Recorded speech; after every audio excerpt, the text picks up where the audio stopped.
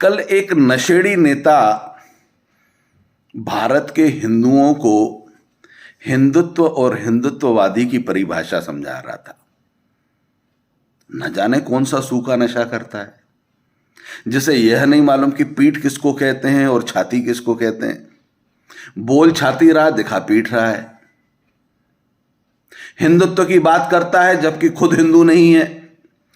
श्रीमान राहुल गांधी जी, आप वर्ण संकर हैं। यह शब्द आपने सुना ही नहीं होगा। तो आज आप अपने पढ़े लिखे विद्वान नेताओं से पूछिएगा कि वर्ण संकर किसे कहते हैं। जिसमें मां का गोत्र अलग हो और बाप का गोत्र अलग हो तो उसमें से जो बच्चा पैदा होता है उसको वर्ण संकर कहा जाता है।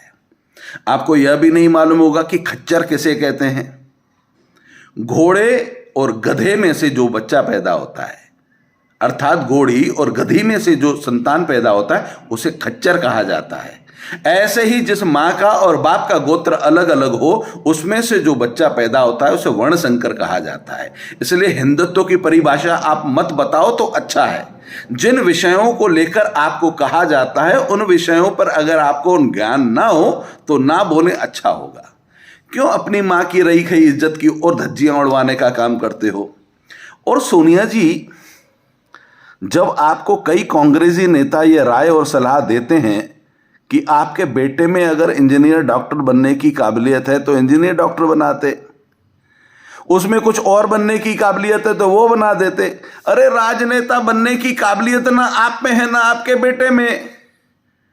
आखिर क्यों कांग्रेस की, इंदिरा जी की, नेहरू जी की टूटी फूटी खंडित इज्जत कब तक चखरे के भरोसे आप लोग अपनी राजनीति चलाते रहेंगे। बंद कीजिए ढकोसलेबाजी और हिंदू और हिंदुत्व को उनके भरोसे रहने दीजिए। आप तो अपनी वही राजनीति कीजिए, तुष्टीकरण की राजनीति, चाइना की दलाली, पाकिस्तान की दलाली और शहीदों की। जब जब भी ऐसी कोई शोहरत वाला विषय आए तो आप खिल्ली उड़ाइए। शहीदों की शहादत पे आपको उनकी हंसी उड़ाने का जो ठेका आपने ले रखा है, देश को जगाते रहिए। इस देश के हिंदुओं को, सनातनियों को बताते रहिए कि हम भारत विरोधी हैं, हम कांग्रेसी भारत के दुश्मन हैं, हम कांग्रेसी भारत को इस्लामीकरण करना चाहते हैं। ये आपकी जो सोच समझ है देश समझ चुका है। बस इसी को लगातार समझाते रहिए, हिंदुओं को जगाते रहिए। वंदे मातरम, भारत माता की जय बोलते रहिए।